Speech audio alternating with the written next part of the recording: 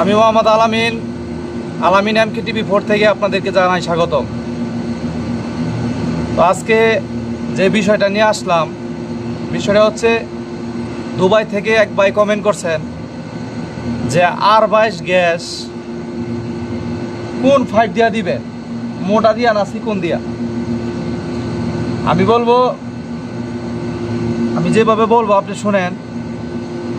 আপনি দেখবেন একটা চিকন একটা মোটা, যেটা সোজা বাংলা ভাষায় বলে, যেটা মোটা, এটা দিয়েই গ্যাস ঢুকাবেন। তারপরে আপনি বলছেন যে কত টন এসিতে কতটুকু গ্যাস দিতে হবে, প্রেশার কতটুকু। আমি বলবো R22-এর প্রেশারে একটা, আর 410-এর প্রেশারে একটা। তো 410-এর যে প্রেশার, আপনি প্রশ্ন করছেন যে R22-এর প্রেশার কত। আমি R22-এর প্রেশারটা আপনাকে বলে দিই। R22-এর প্রেশার হচ্ছে 60 থেকে 65, সর্বোচ্চ 70 পর্যন্ত আপনি দিতে পারবেন, আর বেশি দিতে পারবেন না। 50 থেকে 550 বা 60, 50 থেকে 550 বা 60, যত বড় এসি হোক 550 থেকে 60 এর ভিতরে আপনি রাখবেন, এর উপরে রাখবেন না। যতক্ষণ পর্যন্ত প্রেশার আপনার রানিংয়ে 550 থেকে 60 এর ভিতরে রাখবেন, এর উপরে রাখার দরকার নাই।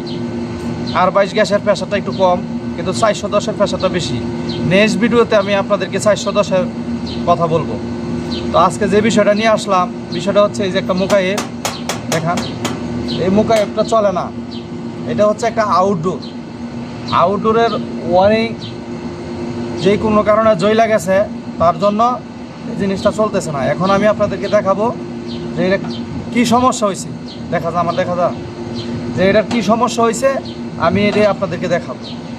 তো দেখা গেছে এসিটা চলে না, কেন চলে না, এটার কারণটা কি। এখন আমরা আসছি, এটার কাজটা দেখবো, আপনাদেরকেও দেখাই বা আপনারা শিখেন। আর যারা আমার চ্যানেলে নতুন, অবশ্যই আমার চ্যানেলটাকে সাবস্ক্রাইব করবেন। আসেন দেখাই।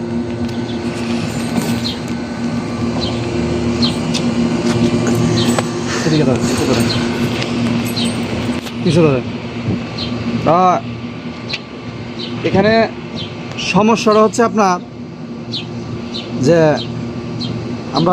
যে সমস্যাটা আমরা দেখলাম, সমস্যাটা হয়েছে এই যে এটা হচ্ছে একটা ম্যাগনেটিক কন্ট্রাক্টর। এই ম্যাগনেটিক কন্ট্রাক্টরটা জ্বলে গেছে। ওই দেখেন, দেখাও, এই যে একটা পয়েন্ট জ্বলে গেছে। যেহেতু পয়েন্টটা জ্বলে গেছে, জ্বলার কারণ হয়েছে কি, এখানে আপনার জংকার হয়ে গেছে এবং এটা লুজ কালেকশন ছিল। আরেকটা জিনিস জানবেন, যে জায়গায় জংকার হয়ে থাকবে ওই জায়গাটা জিনিসটা খারাপ হয়ে যাবে। এখন লুজ কালেকশন হয়ে গেছে, এই জায়গাটা জ্বলে গেছে। এখন আমরা এটা চেঞ্জ করলে ইনশাআল্লাহ এটা চলবে। আপনারা দেখে থাকেন, যে জিনিসটা চলছে এই জিনিসটা আমি বলি। এটা এখন কাইটা এর সাথে কানেক্ট করে দিলে ইনশাআল্লাহ এই আউটডোরটা চলবে। যারা আমার চ্যানেলে নতুন, অবশ্যই আমার চ্যানেলটাকে সাবস্ক্রাইব করবেন। সাবস্ক্রাইব না করলে তো ভালো ভালো ভিডিও আমি আপনাদের দিতে পারতেছি না। আপনারা না আমরা দেখতে থাকেন, আমি আপনাদেরকে সঠিকভাবে আমি দেখাচ্ছি।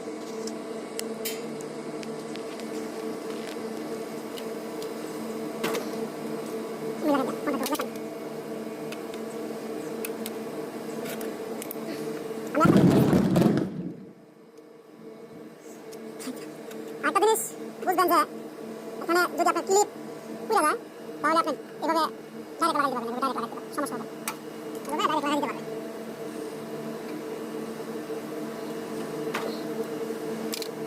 আমার সাইডে ডাইরেক্ট লাগাই দিতে হয়ে গেছে।